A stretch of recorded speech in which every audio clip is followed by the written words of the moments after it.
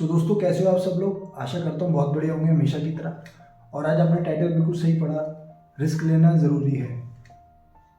तो रिस्क लेना क्यों ज़रूरी है? बेसिकली रिस्क अगर हम नहीं लेंगे तो सबसे बड़ा रिस्क वही है कि हमने रिस्क ही नहीं लिया, है ना। और रिस्क लेने से बेनिफिट क्या है? अगर हम रिस्क लेंगे तो हो सकता है क्या पता हम जीत जाए। और अगर जीत गए तो हम अपनी ड्रीम लाइफ जिएंगे, है ना। अगर हमने 10 बार रिस्क लिया और अगर हम 2 बार भी जीत गए तो हम वो लाइफ जी सकते हैं जो हम चाहते हैं, अपनी ड्रीम लाइफ, है ना। रिस्क ना लेना ही सबसे बड़ा रिस्क है ना। जितने भी सफल लोग हुए हैं उन्होंने अपनी लाइफ के अंदर रिस्क लिया है, तभी आज वो इस पोजीशन पे हैं। जितनी भी बड़ी बड़ी कंपनियों के मालिक को आप जानते हैं, एप्पल के मालिक स्टीव जॉब, माइक्रोसॉफ्ट के बिल गेट, है ना। जितनी भी बड़ी बड़ी कंपनियों के ओनर्स हैं उन्होंने अपनी लाइफ के अंदर रिस्क लिया है। हम उनकी पॉजिटिव लाइफ तो देखते हैं कि उनके पास इतना पैसा है, इतना अच्छा लाइफस्टाइल है, लेकिन उनके पीछे का जो बैकग्राउंड है वो नहीं देखते कि उनको कितना फेलियर मिला है अपनी लाइफ के अंदर, है ना। जब भी, और सबसे बड़ी बात है कि हम जब रिस्क लेते हैं और अगर हम सपोज फेल हो भी गए तो फेल होने का मतलब ये नहीं कि हम फेल हो, हमने कुछ सीखा, उससे लर्न किया। जब हम दूसरा अटेम्प्ट करेंगे तो हमारे पास पहले वाला एक्सपीरियंस होगा, है ना। और उस एक्सपीरियंस के साथ जब हम सेकेंड अटेम्प्ट करेंगे तब हम और अच्छा काम कर सकते हैं पहले के मुकाबले। तो रिस्क लेने से, रिस्क तो देखो सब जगह है। अब हम इस बिल्डिंग में रह रहे हैं, यहाँ पे सब जगह करंट चल रहा है ना। बाथरूम में नहाते नहाते फिसल गए तो रिस्क, बाहर खाना खाते हैं, खाने में कुछ गिर गया तो रिस्क तो सब जगह है ना।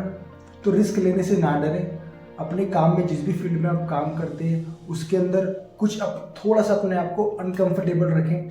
अनकंफर्टेबल सिचुएशन आपको कंफर्टेबल लाइफ दे सकती है ना। क्योंकि देखो, जो आप काम कर रहे हो, सपोज आप जॉब कर रहे हो, आपको जॉब मिली है किसी ना किसी आपकी कैपेबिलिटी पे मिली है ना। अगर कोई आपके पास अपॉर्चुनिटी आती है और आप अपॉर्चुनिटी को ग्रैब नहीं करते तो वो अपॉर्चुनिटी तो चली जाएगी। जो आपको जॉब आपकी कैपेबिलिटी की वजह से मिली है वो तो आप दोबारा भी कर सकते हैं, है ना। जॉब तो आपको आपकी कैपेबिलिटी पे दोबारा भी मिल जाएगी, लेकिन वो जो अपॉर्चुनिटी आपके हाथ से निकल जाएगी वो नहीं आएगी, है ना। कोई भी अपॉर्चुनिटी हो सकती है, कोई भी काम हो सकता है, कोई भी चीज़ हो सकती है जिसको आपको एक्शन लेने में डर लग रहा हो कि यार ये रिस्क है, तो उसको मैं आपसे ज़रूर कहूँगा कि आप उसको रिस्क को ले लें। क्योंकि जब हम 50 साल के 60 साल के होंगे तब हमारे को बहुत रिग्रेट फील होगा कि काश मैंने वो काम किया होता। और ये बात आप उनसे पूछ सकते हैं जो ऑलरेडी 50 से 60 साल के हैं। आप उनसे पूछेंगे ना कि आपकी लाइफ में कोई रिग्रेट है, आपको कुछ लगता है कि कुछ रह गया, मिसिंग है, तो वो बताएंगे आपको कि काश मैंने उस टाइम ये कर लिया होता, काश उस टाइम मैंने वो कर लिया होता तो आज मेरी लाइफ कुछ और होती, है ना दोस्तों। तो हमें अपनी लाइफ के अंदर ऐसा रिग्रेट नहीं रखना है, बिल्कुल भी नहीं रखना है। तो जो आपके पास आज आ रहा है, अपॉर्चुनिटी आ रही है, उस पर काम ज़रूर करें, बिल्कुल भी मत छोड़ें। कुछ भी हो जाए, क्या होगा, ज़्यादा से ज़्यादा फेल हो जाएंगे। पहले अटेम्प्ट में तो आपको वो उम्मीद रखनी नहीं है कि मैं सक्सेस मिलेगी, मेरे को ये रखना है कि मैं ट्राई कर रहा हूँ, कोई बात नहीं। और 20 से 30 साल की उम्र तो देखो रिस्क लेने की है। अगर हम इस उम्र में 20 से 30 साल के बीच में भी अगर रिस्क नहीं लेंगे तो आगे जाके कैसे रिस्क ले सकते हैं, है ना। चाहे वो फाइनेंशियल रिस्क हो, किसी भी चीज़ में रिस्क हो। और रिस्क लेना है हमारे को हमेशा कैलकुलेटेड रिस्क। हमारे को पता होना चाहिए कि अगर मैं इतना हिस्सा खोऊंगा तो मेरे को इतना हिस्सा मिलेगा, है ना। अगर हम कैलकुलेटेड रिस्क रखेंगे कि मेरे को पता है कि मेरे पास से जाएगा क्या, तो हमारे को और दुख भी नहीं होगा। सबसे बड़ी बात, हमारा माइंड उस हिसाब से ट्रेन होगा, उस हिसाब से रेडी होगा, है ना। तो हमेशा कैलकुलेटेड रिस्क ले। ये नहीं कि आंख बंद करके कोई भी काम कर रहे हैं, ठीक है ना। अब हम पहले दिन जब साइकिल चलाते हैं तो पहले दिन तो नहीं हमें आती, लेकिन हम रिस्क लेते हैं कहीं गिर ना जाए। लेकिन जब हम चलाते हैं तो हम सीख जाते हैं, है ना। उसी तरह जब जो भी कोई काम आज आप कर रहे हैं, आपको आज लग रहा है कि वो रिस्क है, लेकिन जब आप उसको अच्छी तरह सीख जाएंगे ना तो आपको पता चलेगा मैंने बहुत अच्छा डिसीजन लिया इसको करने का। अब देखो, यूपीएससी के बच्चे तैयारी करते हैं, 4 साल 5 साल लगाते हैं। मेरे को नहीं पता उसमें कितने साल लगते हैं, 4-5 साल तो लगते ही होंगे, है ना। अब आपको भी पता है ये बात कि उसमें सबका सिलेक्शन तो नहीं होगा, लेकिन वो फिर भी रिस्क लेते हैं अपनी लाइफ में 4 से 5 साल का। वो क्यों लेते हैं? क्योंकि उन्हें पता है अगर वो उन्होंने ये क्लियर कर लिया यूपीएससी का एग्ज़ाम, तो वो अपनी ड्रीम लाइफ जी सकते हैं, आईएएस ऑफिसर बन सकते हैं। इसीलिए लेते हैं वो 4 से 5 साल का पैसा भी खर्च करते हैं, अपने घर से दूर आके रहते हैं, बिल्कुल अनकंफर्टेबल हो जाते हैं। मैं मिला हूँ ना बहुत सारे यूपीएससी के स्टूडेंट से, मुझे पता है वो अपना घर छोड़ के आते हैं, पढ़ाई करते हैं, किसी दूसरे के घर में रहते हैं, रेंट पे रहते हैं, उनके फादर मदर हर महीने क्रेडिट करते हैं उनके अकाउंट में पैसे, बाहर खाना खाते हैं, लेकिन एक ड्रीम के साथ निकलते हैं घर से कि हमारे को यूपीएससी क्लियर करना है। अपने आप को अनकंफर्टेबल करते हैं, रिस्क लेते हैं, है ना।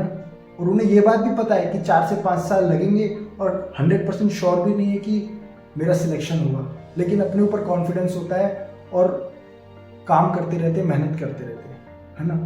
तो इसी तरह मैं आपसे यही कहना चाहूँगा कि अपनी लाइफ में रिस्क ज़रूर लें। जिस भी चीज़ को आपको लग रहा है ना खतरा इन द सेंस कि यार ये होगा या नहीं होगा, उसको कर दीजिए, उसको कर दीजिए। आपको बाद में रिग्रेट फील नहीं होगा कि यार मैंने वो काम कर लेता यार, है ना। तो आप उस काम को ज़रूर करिए जिस भी काम को करने में आपको डर लगता हो, ठीक है ना।